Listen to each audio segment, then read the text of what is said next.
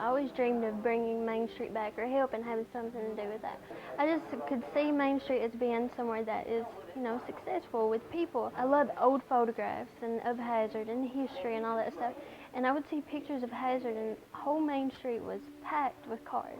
I would love to see that again.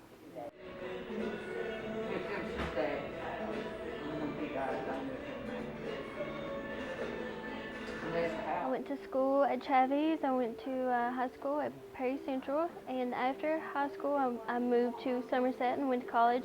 Majored in painting for 4 years, and had no idea what I was going to do with my life. My choices were like co-industry. Of course, I can't do that, or like healthcare, something like that. I didn't want to do that. I just have whatever I do, I have to have passion to do it. And I thought about being a psychologist, but I didn't want to move away. And thought, well, maybe I could be a painter, move to New York. But I had no idea. And I moved back to Hazard, and I thought, well, maybe I should do like my mom did and do like, everybody else does and go to school and be a social worker or something like that. But, I don't know, it's kind of sad for me. It was like I was giving up, like I felt like I had more potential than that. When I come back, I kind of felt like out of place. And I thought, nobody should feel out of place at their home, And I know they're more like artistic and creative and writers and visual artists, photographers, everything. They just are looking for a place to go and meet people and be around people who are like that, Because it seems when you're here that there's nobody else like that. So I wanted this place to be that place, or one of those places, and inspire there to be, people to maybe do other events, or, just for the creative people and for everybody else.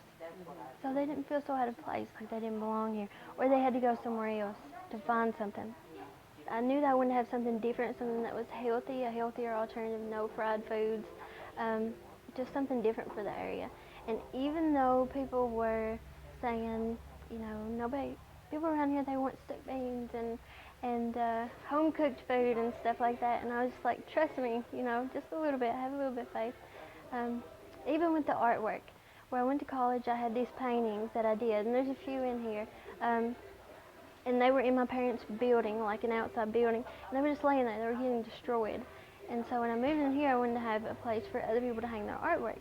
So I had all those things, in mind, and it just all came together somehow.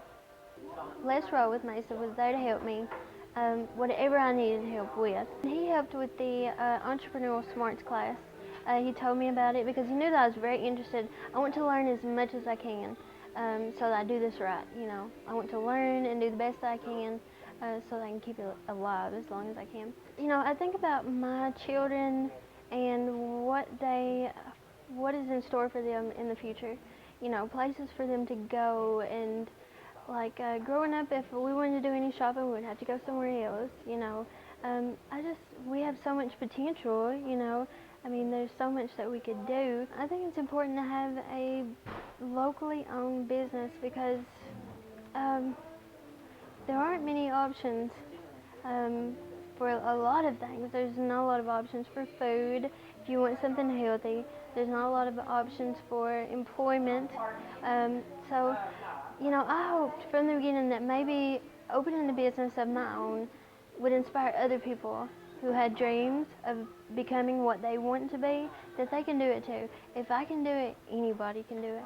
So mostly I just hope that I would inspire other people to do that too, because you just have to do, what makes you happy.